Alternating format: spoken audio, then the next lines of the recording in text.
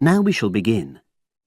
You should answer the questions as you listen, because you will not hear the recording a second time. Listen carefully and answer questions 1 to 5.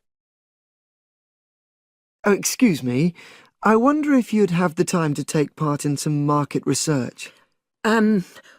What's it about? About this club and your experiences and opinions about being a member. It'll take less than 5 minutes. Oh, OK then, as long as it's quick. Can I start by taking your name? It's Selina Thompson. Is that Thompson? Yes. Okay, great. Thanks. And what do you do for a living? Well, I'm an accountant, but I'm between jobs at the moment. I understand. But that's the job I'll put down on the form. And would you mind my asking which age group you fall into? Below 30, 31 to 50, and above? Over 50, I think we can safely say. Great, thanks. And which type of membership do you have? Sorry, I'm not sure what you mean. Do you mean how long? No, is it a single-person membership? Oh, right, no, it's a family membership. Thanks. And how long have you been a member? Ooh, let me see. I was certainly here 5 years ago, and it was probably 2 to 3 years more than that. Shall I put down 8? Oh, I remember now. It's 9, definitely. Sorry. No problem. I've got that. And the last question in this first part is, what brought you to the club? Sorry? How did you find out about the club? Did you see any ads? Well, I did actually, but I have to say I wasn't really attracted to the club because of that. It was through word of mouth. So you were recommended by a friend? Actually, my doctor. I'd been suffering from high blood pressure, and he said the club was very supportive of people with that condition, so I signed up. Great, thanks.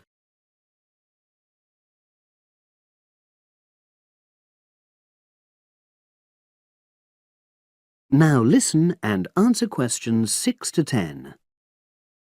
Now, for the second part of the form, I want to ask a bit more about your experience of the club. Sure. How often would you say you use the club? It varies enormously, depending on how busy I am. Of course. But on average, per month? I'd say it averages out at twice a week. OK, so 8 on average. Yeah, and 4 of those are aqua aerobics classes. That leads me to the next question. Would you say the swimming pool is the facility you make most use of?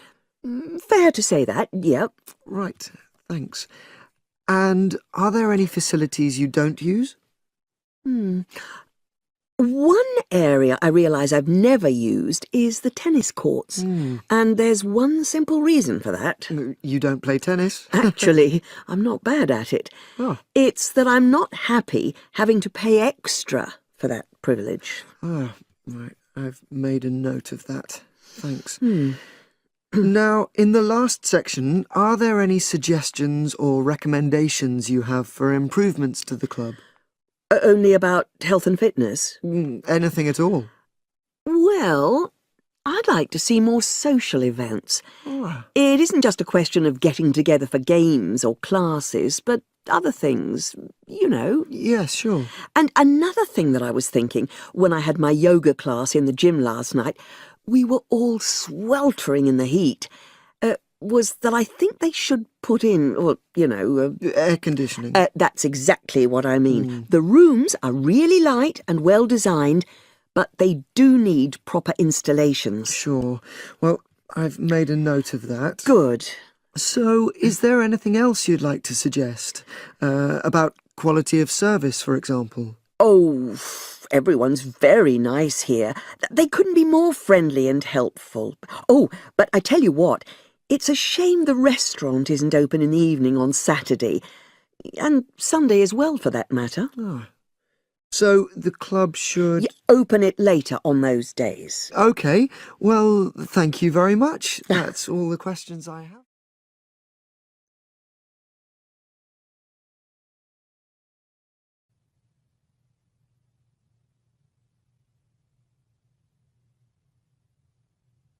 Now listen carefully and answer questions 11 to 17.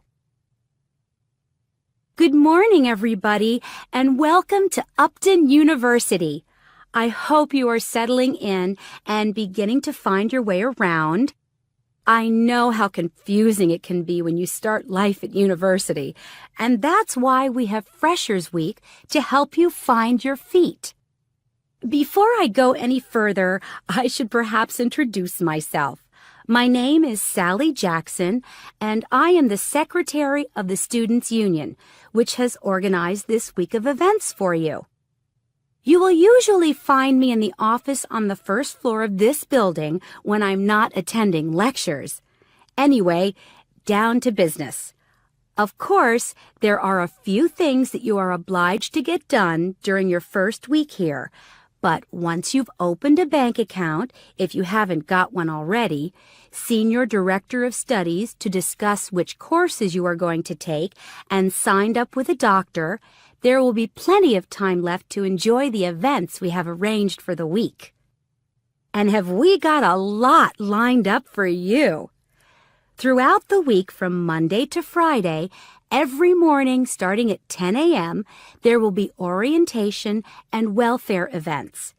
These will include tours of the campus, which, as you have probably noticed, is the size of a small town with 9,000 residential students, as well as sessions on developing study skills. We also have tours of Upton itself arranged for you, with a bus leaving from outside this building every afternoon at 5 o'clock. There are a number of interesting things to do and see in and around Upton, so you can expect visits to the castle and museum as well as the popular Ghost Walk. You'll need to sign up for this one, as numbers are limited. Just put your name on the list on the notice board in the entrance lobby. An important event is scheduled for Monday, that's the day after tomorrow, when we will be holding the academic fair. This is an opportunity for you to speak to students and academic staff about the courses that are on offer. The academic fair starts at 1 o'clock, by the way. There are a couple of other fairs that I think will interest you. First of all, we have the Societies Fair on Tuesday the 16th, which I think is an absolute must. You might not believe it, but the university has over 150 societies and sports clubs you can sign up for, so you are sure to find something of interest to you. That also starts at 1 o'clock, and it will be here in the Union Building. Also in this building is the Trade Fair on Wednesday from 2 until 5 in the afternoon. This one might sound a bit strange because you will find a load of banks and other businesses here trying to get your custom. You will find plenty of bargains and, best of all, a lot of the businesses give away stuff for free.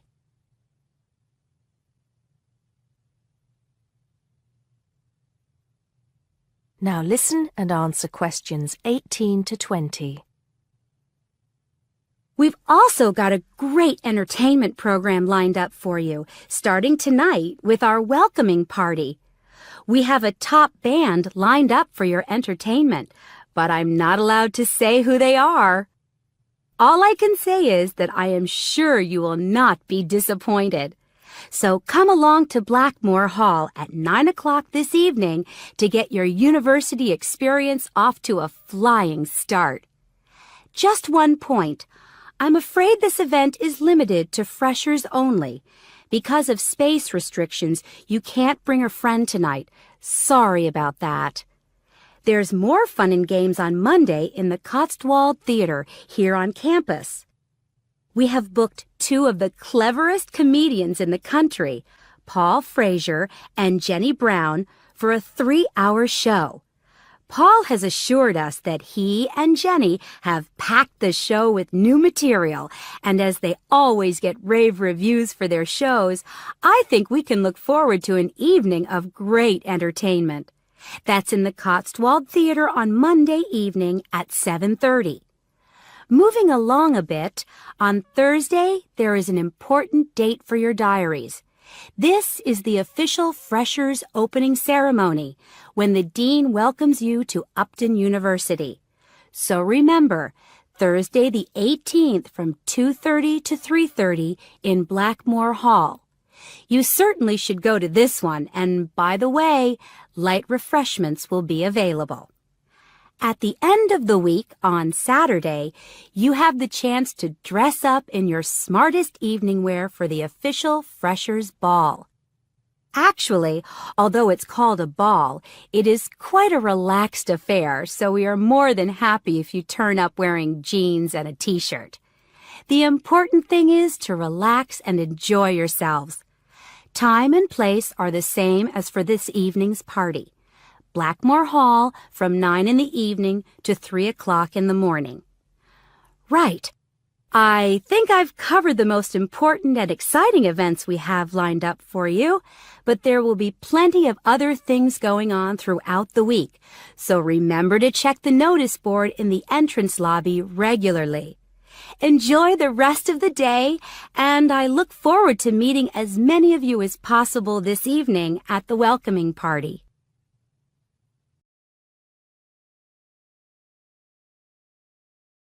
Now listen carefully and answer questions 21 to 25. Joanne! Hi, you must be Rob. Nice to meet you. So, I hear you're planning to visit Australia. Yeah, and I really wanted to talk to you because I was thinking of spending some time in Darwin, and my sister told me you're from there. That's right. So, tell me about it.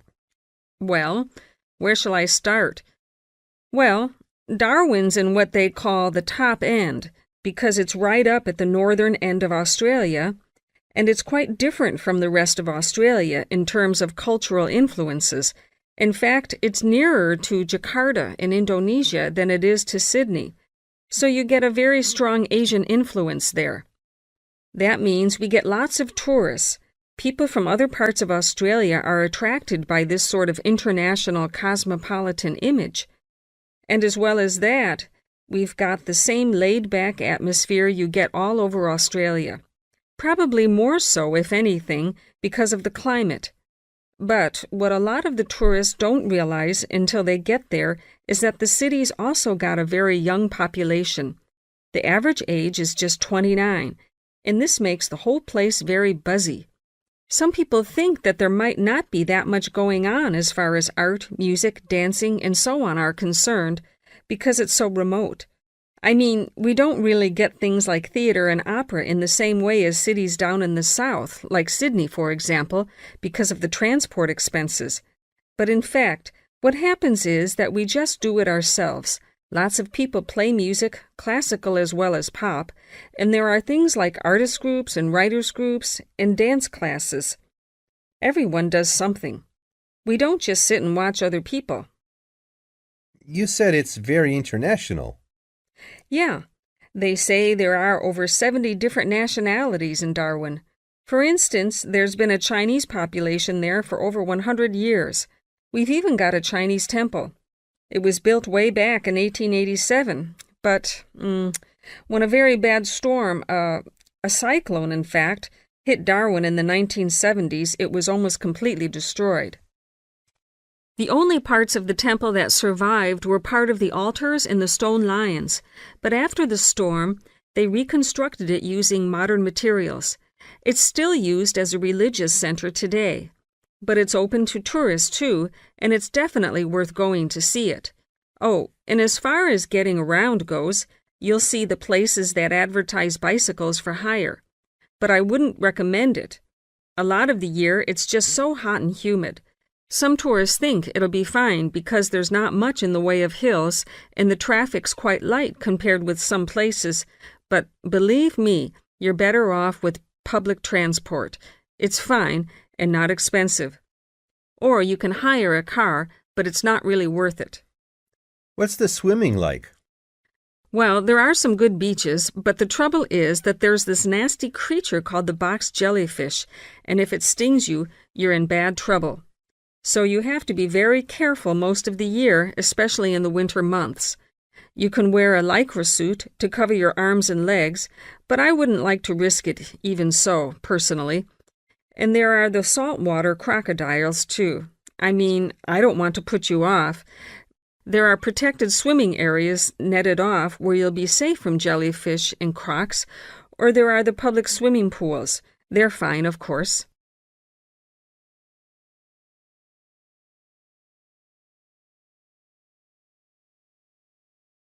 Now listen and answer questions 26 to 30. And answer the questions. Please sit down, Mr. Walsh. My name's Jane Swain, and I'm the personnel manager. Hello, how do you do? Now, this is just a short preliminary interview. I'd like to chat about your present job and what you've done up till now. Yes, of course. Well, could you tell me how long you've had your present position in Weston's? It is Weston's, isn't it? Yes, that's right. I am not sure. Let's see. I left university in 2005. Is that right? Yes, 2005. Then I was unemployed for about 3 months. And then I traveled round America for a few months. So, yes, it must be about 3 years now, in fact. Yes. And have you any particular reason for wanting to change jobs? I mean, why do you want to move? Well, I actually like my present job and still find it interesting and stimulating. The salary's okay, so it's nothing to do with money, though you can always do with more. I suppose the thing is that I'm really very ambitious and keen to get promoted, so that's the real reason. You say you like your job. Can you tell me what aspect you like most? Oh, my dear, that's difficult. There are so many things. The other people are great. There's a good cooperative atmosphere. I mean, among the staff, and compared to other companies, the conditions are great. I mean, the office itself and the working conditions. And then there's the fact that they give me lots of room for initiative and let me make decisions. You know, that's what I really like most about the job. Yes, well, we're looking for someone like that. You know, someone who isn't a clock watcher and who isn't too concerned about working fairly long hours. Oh, I don't mind that. I'm used to it. And what about your education? You went to Manchester University, didn't you? Yes. After leaving school, I started a diploma course in design, but I decided to give it up and did an arts degree at university instead. Good. And have you done any courses since?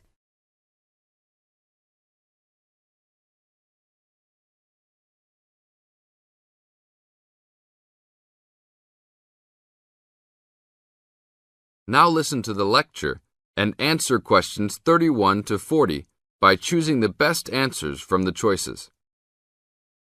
Good morning, everybody. We'll continue to look at Australia, and today look at one of its greatest natural challenges, water for the agricultural sector. As the only nation to occupy an entire continent, Australia has a unique environment, with much of it very flat and dry. One notable feature of the Australian continent is that it is the lowest of the continents. The average elevation is less than 300 metres, compared with the world's mean of 700 metres, and its highest mountain is only 2,228 metres, so it is overall a very flat country. It is also dry. In fact, Australia is the driest, after Antarctica, of the continents. Yet Australia has extremes of climate and topography. There are rainforests and vast plains in the north, snowfields in the southeast, deserts in the centre, and fertile croplands in the east, south, and southwest. And Australia contains some of the wettest areas on Earth. In western Tasmania and on the northern Queensland coast, but half of the continent has an annual rainfall of less than 300 millimetres each year, and only 20% has more than 600 millimetres each year. A major problem is that the limited water resources do not match up with where water is consumed. The major water resources are in northern Australia and Tasmania, whereas most of the agriculture and people are in southeastern mainland Australia. The agricultural sector is the largest consumer of both self-extracted and main-supplied water, using over 70% of total net water consumption. Electricity and gas supply, and water, sewerage and drainage services use notable amounts of self-extracted water.